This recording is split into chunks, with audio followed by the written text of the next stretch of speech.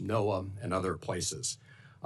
We've also seen the withholding of funds that have been duly appropriated by this Congress and signed into law. As you know, Mr. Secretary, Article 2 of the Constitution requires the President to take care that the laws be faithfully executed. Appropriations Acts are the supreme law of the land. Executive orders are not, DOJ diktats are not. To that end, here's just a partial list of the department's and the administration's failure to comply with the law or with reasonable requests from this committee. The administration is withholding $200 million provided to the Department of Commerce in the fiscal year 2025 appropriations law that the President signed in March. The department has attempted to illegally shut down the Minority Business Development Agency, despite the appropriation and the recent bipartisan 2021 authorization law, putting that into the permanent statute. The department has not provided its agency RIF and reorganization plan, despite a letter that both the chairman and I sent to you and the department requesting the specifics. The department has illegally fired nearly 1,000 employees, including over 500 from NOAA alone. The department has failed to provide a real spending plan outlining how you tend to execute the fiscal year 25 appropriations law. We have this 2-page document. The chairman referred to the fact that this is still missing other than this 2-pager. Just to give you a point of reference, this was an equivalent from last year with respect to the plan to spend the remaining funds for this fiscal year, which, as you know, ends on September 30th. The department has failed to respond to virtually all committee inquiries, at least on the Democratic side. Letters I've sent, I sent you 2 letters, Mr. Secretary, in addition to the joint letter I sent you with the chairman, and our staff has sent multiple inquiries, and I'll have some questions about the lack of responsiveness going forward. This is, in my view, unacceptable, and I think it should be unacceptable to people on both sides of the aisle. And it's in this context that we're now taking up the fiscal year 2026 appropriations bill. And I've discussed with the chairman of the subcommittee, and I know that Senator Murray has talked with Senator Collins. As an appropriations committee, we've got to figure out how, when we appropriate resources for certain purposes, that those are complied with. Let me just say that beyond the issue of the numbers and the budget, this does come down to people. One such person is Carrie. She's a mom and a homeowner who lives in Maryland. She's a federal employee who worked at the Department of Commerce. She was proud of her mission. She worked to implement the CHIPS and Science Act, promoting domestic semiconductor manufacturing, supporting good-paying jobs. She received the so-called fork email offering her money to quit her job. She said, "I don't need to take that because I think I'm contributing." Earlier this year, she was on medical leave to recover following a major spinal surgery. She then, a few days later, received the message to tell everybody what 5 things she'd done during the week. Her husband said, "Don't focus on that, focus on your recovery." Instead, she worked from bed. Days later, she was fired. Then a judge ordered her and other employees to be reinstated, only for her to be fired again. Making matters worse, not only was her health insurance canceled, but it was also retroactively backdated, meaning she had to pay for the surgery and medication out of pocket. One prescription alone cost her $2,500. She said, and I quote, "Right now I'm working off faith. We have kids, we have a mortgage, car payments. I don't know what we're going to do." Mr. Secretary, this is no way to treat patriotic federal employees who are doing the work for our country. And I look forward to today's hearing and the questions that will be posed from people on both sides of the aisle. Thank you, Mr. Chairman. Thank you, Senator Van Hollen. Mr. Secretary, as I welcomed you earlier, we now look forward to your testimony, and you may begin. Sure. Thank you. And thank you all the members of this committee for having me here today. I very much appreciate coming to visit with you. Chairman Moran, Ranking Member Van Hollen, and members of the subcommittee, it's an honor for me to join you today. America is once again the most attractive destination for investment in the world. Under President Trump's leadership, the Department of Commerce is strengthening American industry from those that are the most popular to those industries that have been long ignored. We are focused on building in America and driving our economic growth. We will narrow the deficit of this country, both the trade deficit and our budget deficit, and we will deliver a new era of American innovation. Businesses are no longer looking overseas. They are choosing to invest in America first. Through the President's executive order establishing the Investment Accelerator, the Department of Commerce has already secured trillions of dollars in new commitments from world-class companies and sovereign wealth funds eager to build and invest here in the United States of America. This surge in investment, paired with renewed commitment to fair and reciprocal trade, is reigniting American manufacturing. We are bringing car manufacturing back to Michigan and Ohio. We are reopening steel mills in Pennsylvania. Just last month, I went out to Arizona and welcomed the largest semiconductor investment in the history of the United States of America, $165 billion, thanks to an investment of TSMC. With respect to CHIPS deals, we are improving those commitments to more than $300 billion, doubling the previous investment of those companies receiving CHIPS Act awards without costing the United States taxpayer a single additional dollar. Our Commerce Department is driving substantial investments across America. Critically, the President's America First agenda goes beyond just economic growth and investment. The President is taking concrete actions to protect American workers and our national security. Under Section 232, the Commerce Department is conducting numerous investigations to protect, to reshore, and revive manufacturing capacity across our critical industries here in America. The Trump administration is imposing tariffs and ending loopholes. In April, we ended the de minimis loophole, which allowed foreign companies to avoid paying tariffs to ship small shipments into America, completely undercutting and undermining American small businesses. New export controls are protecting cutting-edge technologies and finally protecting critical industries and American innovation.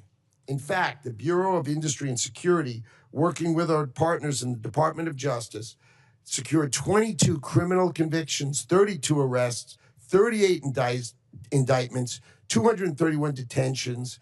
We've seized goods of $185.5 million and additional seizures of another $40 million.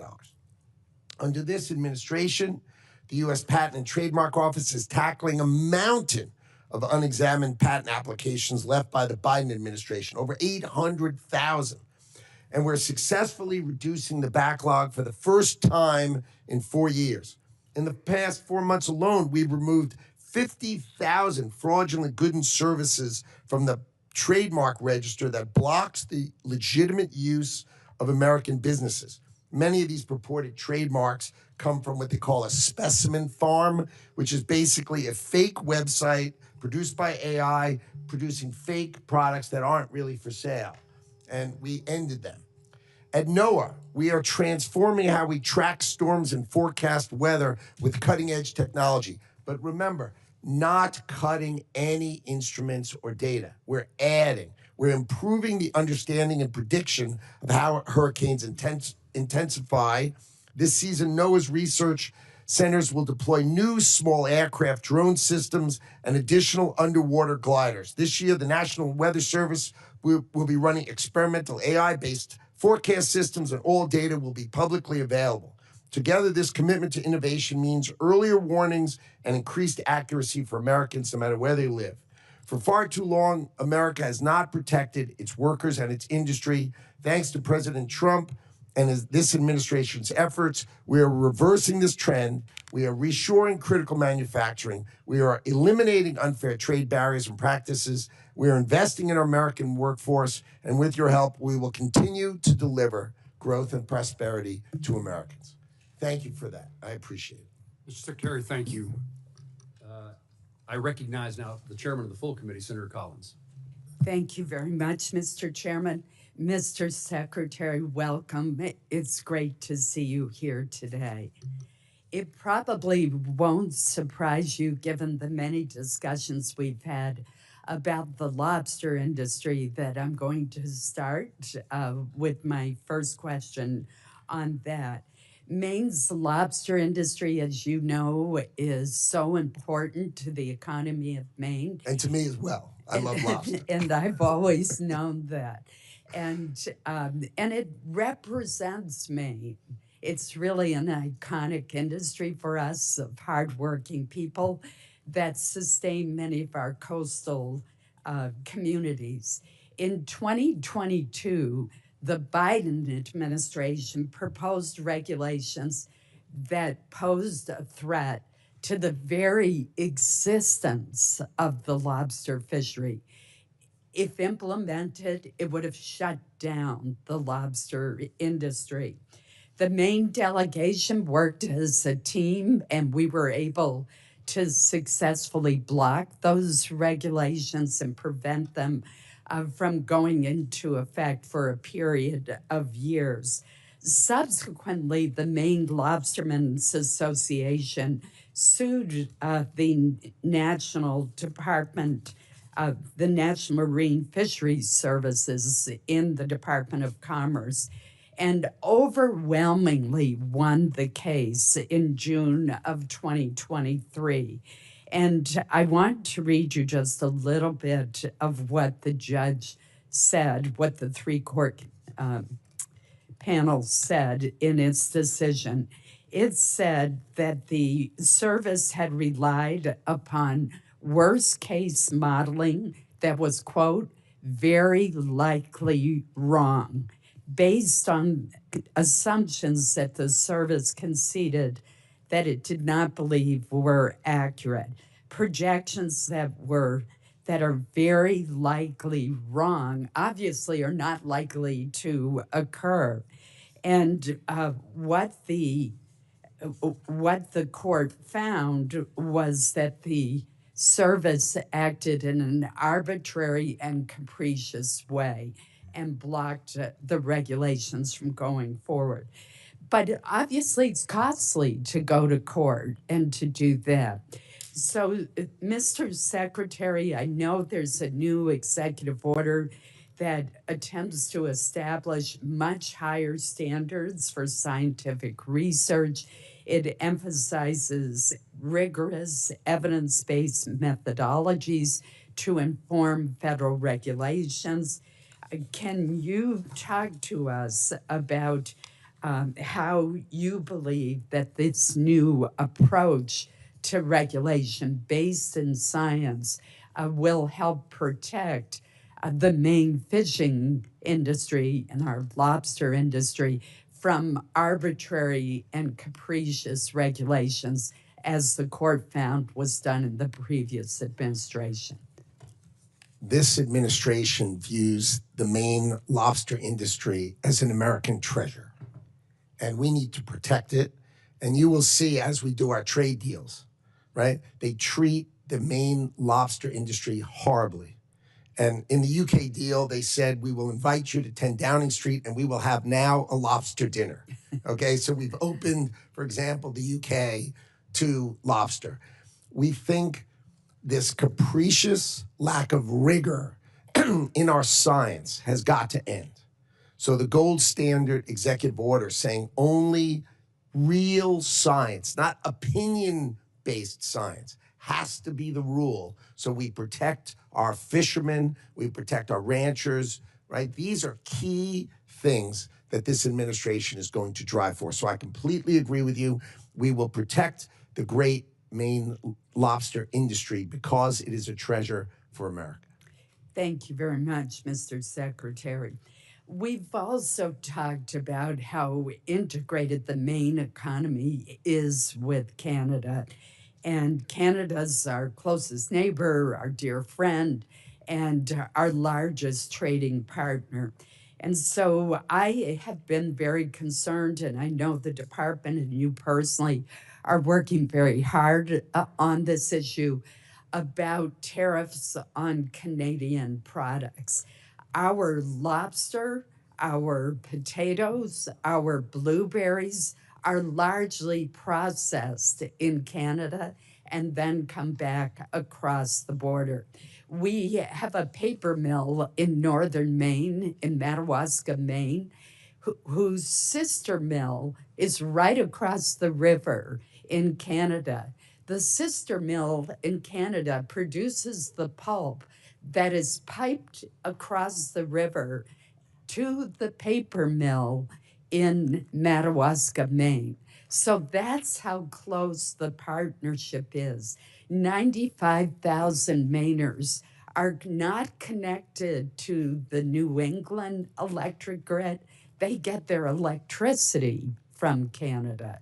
I just mentioned these examples. 95% of our refined petroleum products come from Canada. 90% of potash, which is used, the fertilizer for potatoes, comes from Canada.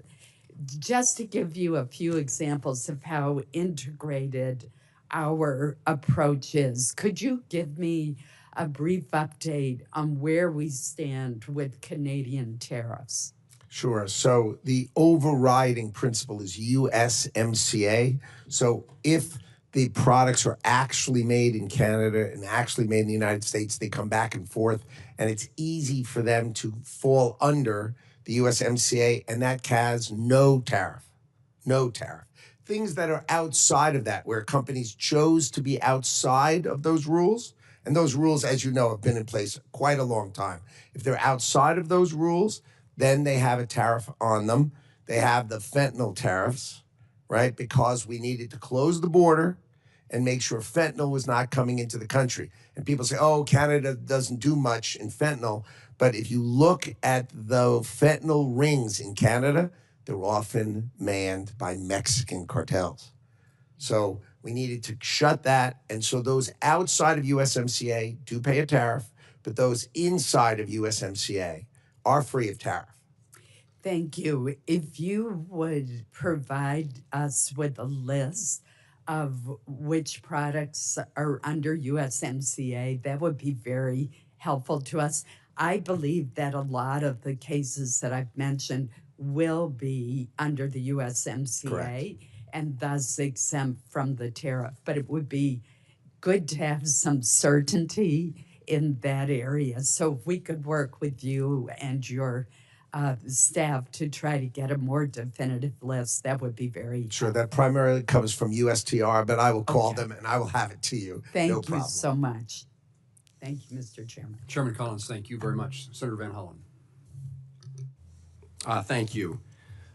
So, Mr. Secretary, I mentioned in my opening comments the RIF plans. On February 11th, President Trump signed an executive order requiring agency heads to plan, quote, large-scale reductions in force, known as RIFs, and agency reorganization plans. On March 27th, Senator Moran and I sent you a letter requesting that you send us the plans the department submitted to the White House. It's now June 4th. We've not received a response. We're in the middle of a budget hearing. First of all, you would agree, would you not, that your reorganization plans are relevant to the committee's consideration of the budget? I think our proposal for the budget is clear, so I think it takes those things into account. Mr. Secretary, let me ask you this. Are you going to provide us with the reorganization plan, and when?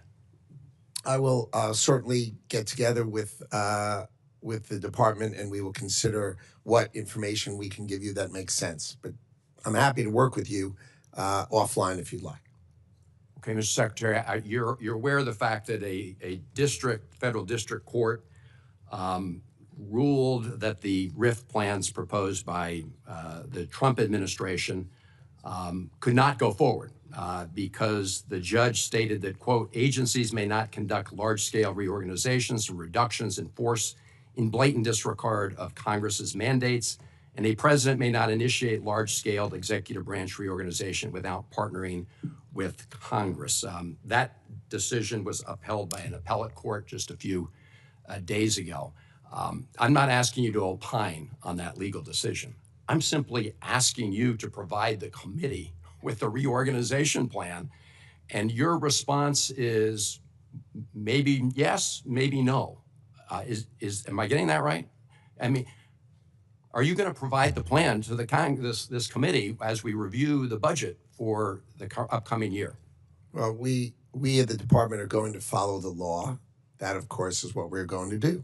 Well, the law actually does require that you submit these major changes to the Senate. Let me ask you this. I mentioned in my opening statement the fact that I'd sent a number of letters to you. Our staff has actually sent inquiries to your team. I have a lot of questions today, but they'll be a lot longer unless I can get a commitment that you and your team will respond to the inquiries we've made. These are simple questions. They do, and I'll set aside for now the RIF plan. And Mr. Chairman, I would ask unanimous consent to submit to the record the letters that I've sent to the Secretary and the staff inquiries that my team has made. Without objection. Okay. Mr. Secretary, will you agree, say within a week, to get responses to these inquiries? I can easily agree that I will go through your letters, and to the extent I can answer them, I will happily answer you within a week. Well, when you say? I don't know what the letters this is say an as I oversight sit here right question. now. So. Well, okay, Mr. Secretary, their question. I can. Well, I'll read through some of them later in the hearing. We can go through them one by one. They're pretty straightforward, simple questions about the implications of the department's actions on certain programs. Let me turn to the National Weather Service for a moment, because as you know, originally 600 staff were eliminated from the National Weather Service. Then all of a sudden, it seems the department realized that this was not really a good idea, as many weather stations around the country, and the chairman referenced some of them, said they couldn't be staffed full time. We have a headline from just May 15th, Washington Post: NOAA scrambles to fill forecasting jobs as hurricane season looms. I know that we're scrambling to try and rehire about 100 or hire 126 people, but Mr. Secretary, it's my understanding that as of today, offices in Kansas, Alaska, and Oregon are no longer operating 24 hours a day. Is that accurate? The department employs 2,100 meteorologists and hundreds of other forecasters. Okay, this is less than 5%. We are fully staffed. There are no openings on the National Hurricane Center. Zero. It is fully staffed. We are fully ready for hurricane season, and our meteorologists Mr. Secretary, are fully staffed. you did not answer Fully staffed. You did not answer the direct question about whether those weather offices are open full time, and it's obvious that you all made a huge mistake. I mean, you've acknowledged it by having to rehire 126 people. But can you just comment on whether or not those offices I mentioned are operating 24 We have hours a not day? made a huge mistake. I did not say such a thing. I didn't say you did. It's pretty obvious from the actions. I will. As I said, you fired News 600. report You're was rehired. inaccurate, obviously. Obviously. Obviously. Well, we're happy to follow up, and you can provide the facts. Sure. Thank you, Mr. Chairman. Mr. Secretary, in Kansas, we have lots of manufacturers, and the aviation and aerospace industry is a significant component of that. That industry has a very positive trade balance, perhaps the best in our country. Fantastic. And I wonder how the Department of Commerce is going to act to protect that trade surplus as you have negotiations with other countries for trade agreements. There's a 0 tariff provision on aerospace parts and tools. Is that something that you would continue under the 1979 agreement in the aviation aerospace industry? Is that something you will pursue in trying to maintain so that trade balance continues to be such a positive for our nation? our nation's aircraft business is, as you correctly say, a fantastic asset of our country, one of the great exports of our country, and we are going to protect it. So we have a 232 in the Commerce Department, but we do expect, as we did with the UK, we negotiated a zero tariff with them, and I would expect if other countries play ball with us, that I would expect that's an offer we make, provided they're buying our aircraft. Remember, in exchange for us doing a zero tariff, I mean, think of Donald Trump. He then gets an agreement by British Airways to buy $10 billion. They were competing with Airbus, and in part of that agreement, they committed to buying Boeing aircraft of $10 billion. That's exactly the way the Trump administration thinks about these kind of negotiations. Make sure it wins for American industry. You mentioned Section 232 dealing with aircraft and jet engines in particular. The comment period expired, I think, yesterday. What do you expect to occur next? Well, we expect probably by the end of the month we'll have an analysis and we'll set the standard for aircraft part tariffs. We're going to discuss it with the president. We'll discuss the analysis, and we will take due consideration on what to do. But the key is to protect our industry and make sure those who trade with us treat us fairly. And I think we will use these tools to the betterment of American industry. In the aircraft and aviation aerospace industry, there are certainly large companies. You mentioned Boeing as a particular player in that field, but that's true in Kansas. We have some large companies who manufacture aircraft and aircraft parts, but there's also a lot of mom and pop manufacturers, small businesses are in that arena. And one of the ways we've been able to help those small manufacturers, aviation and otherwise, is the Hollings Manufacturer Extension Partnership Program that we refer to as MEP. I've heard from manufacturers in Kansas about the importance of that program, and I'm interested in knowing, it doesn't appear that it's going to be funded by what in your budget, or it's not going to be funded by, not going to be requesting funding. How does the department intend to replace the manufacturer's assistance that comes from MEP to make sure that our small manufacturers have the best access to technology and techniques to compete with the larger companies who sometimes dominate manufacturing? Programs that were set up by the Department of Commerce decades ago to assist in technology for manufacturing tend to be outdated. The new technology is AI driven, automated. I think we need to re-examine and retool a whole variety of these programs so that we are able to provide the best technological assistance rather than just continuing a program that's decades and decades old. So I'm very focused, and our department is very focused on making sure we're bringing our manufacturers the best tools, and we're examining them, and we will do that. And you know, you have a great plant for Panasonic in Kansas. It's fantastic, and that's exactly the kind of manufacturing we hope to reshore to America. Thank you. Thank you for knowing about the presence of Panasonic in Kansas and its value to our state and to the country. I'm going to conclude my questions and next turn to Senator Kennedy. But I hope your budget that we will see, I hope in the near future, it shows us the path that you intend to take to make certain that the latest technologies are available to small manufacturers. Senator Kennedy. Thank you, Senator Reed. Oh, yes, it is. Senator Reed, I'm sorry, I spent time with you on the Senate floor yesterday and overlooked you today. Easily overlooked. Not intentionally. Senator Reed. Thank you very much, Mr. Chairman. Thank you, Mr. Secretary. We've all been talking about bottlenecks, in fact, in the department and elsewhere throughout the government. In fact, last month, Senator Cruz warned about the growing backlog of contracts awaiting approval at the Department of Congress.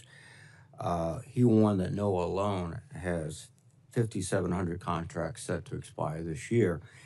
And it's been reported in the press that you are insisting on personally reviewing every Commerce contract over $100,000? That is true. Well, that seems to be something that is not particularly efficient. And that results in the 5,700 contracts just in NOAA. So again, if you can't find reliable support to do those reviews, I think you're wasting your time, frankly. So I am tasked with the responsibility of my department, and contracts over $100,000 should be reviewed by the secretary. Now, I may have more energy and more time, and if you drive by the Department of Commerce late at night, you're going to see our lights on because I'm going through it.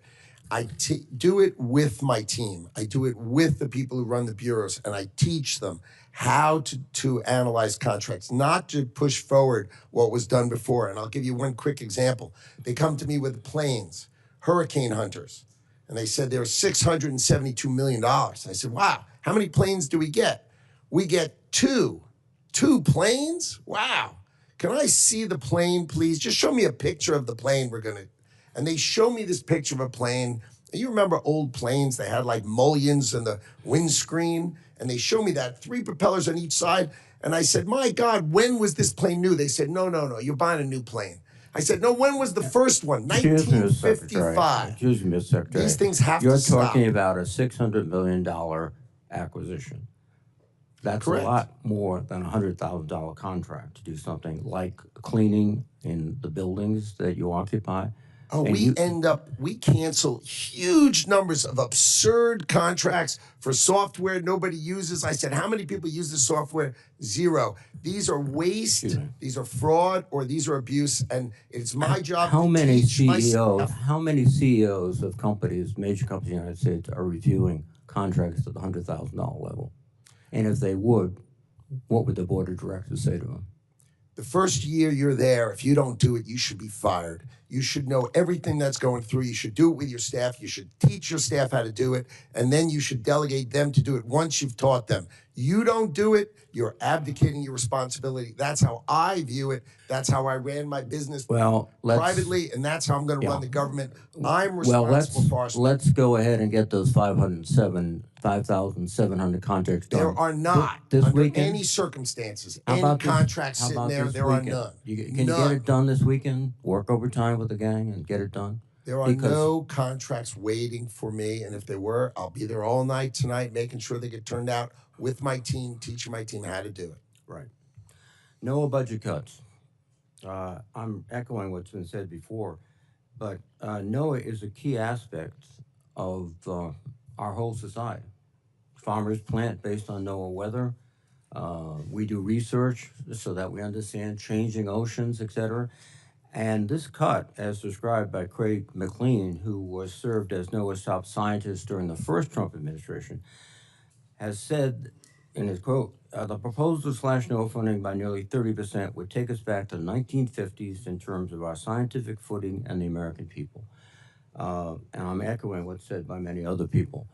You're going to destroy NOAA. Well, that's consistent. Under no circumstances. We Excuse have me. 2,100 meteorologists, and 120 retired this year, and we hired them back. I was able to have them exempted from the hiring freeze. We care about meteorologists. We care about hydrologists who do the rivers and the ponds. So we are fully staffed with forecasters and scientists. Under no circumstances am I going to let public safety or public forecasting be touched. But I tell you what we did cut. We did cut programs writing children's books for climate anxiety.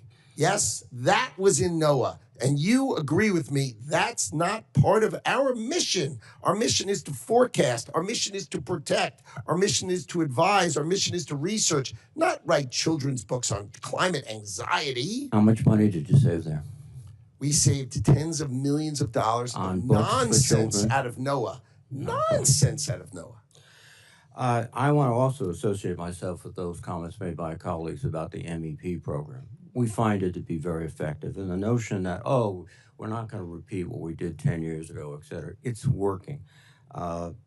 In the U.S., it's been estimated in FY24 that MEP secured $5 billion in new investments and created and retained 108,000 jobs. It's worth the investment. And this notion that, oh, we have new techniques, yes, we have AI, et cetera, but we have very common things that businessmen look for, like how do I establish my financial relationships with banks? How do I get this new equipment, which is not sophisticated AI, it's machine tools. And how do I do that? MEP does this. Thank you very much. Thank you, Mr. Chairman. Now recognize Senator Kennedy, the senator I've been so anxious to hear from. We'll see if I was right. Thank you, Mr. Chairman. Thank you, Mr. Secretary, for being here today.